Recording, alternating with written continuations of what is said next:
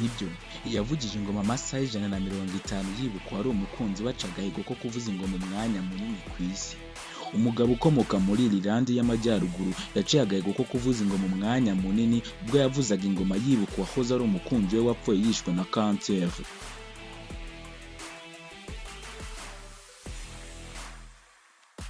Umugabo witwa Aleister Brown ufite imyaka 45 y'amavuko yaciye agahigo ko kuvuza ingoma umwanya munini adahagaritse. Ibi yabikoze arimo kwibuka wahoze ari umukunzi we witwa Sharon Degen wishwe na kanseri mu mwaka wa 2021.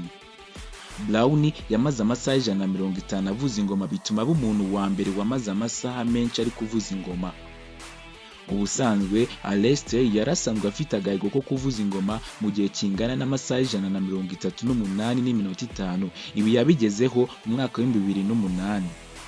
Iki gikorwa cyamaze hafi cyumweru kuko yatangiye kuvuza ingoma ku cyumweru itariki ya 16 Nyakanga, aca agahigo ku gicamunsi cyo kuwa gatandatu itariki ya 22 Nyakanga 2023.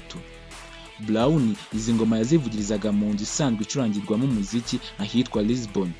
Ubwo yavuzaga izi ngoma yavuze ko kwibuka uwari umukunzi we wishwe na kanseri y'urwagashya byamufashije kuvuza ingoma umwanya munini bituma aca agahigo ku nshuro ye ya gatatu ko kuvuza ingoma. Yagize ati, nshimiye umuntu wese wanshyigikiye, kenshi nifuzaga gukora ibi bintu mu rwego rwo kwibuka Sharon. Naramukundaga, nta wundi ndabona nakundaga nawe. Brown yari yemerewe kuruhuka iminota 5 nk'uko amabwiriza ya Guinness World Record yabiteganyaga, ariko ntiyigeze aruhuka iyo minota 5. Byatumye yemererwa kuruhuka umwanya munini, dore ko muri icyo gikorwa yaruhutse amasaha 2 yose.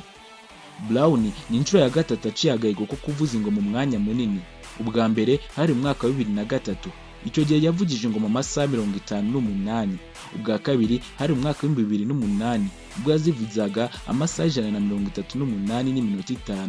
Ubwa gatatu ni mu mwaka wa 2023 itariki ya 22 Nyakanga ubwo Brown yavuzaga ingoma amasaha 150.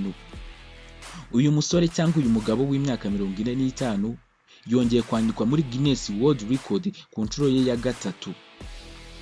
Iki gitabo akegukanye ku nshuro ye ya gatatu. Iyi yari documentaire cyangwa amateka cyangwa ibigwi by'uburyo uyu Aleister Brown yegukanye iki gihembo cya Guinness World Record ku nshuro ya gatatu bitewe n'uburyo yari ari kwibuka wahoze ari umukunzi we bigatuma aca agahigo. Ndagushimiye ku mwanya wawe wafashe wiyumvira iki kiganiro. Njyewe yari Musa Adil. Ikiganiro cyo cya The Talk Box, ibiganiro byo nakagaruka. Ciao ciao, hasta la vista.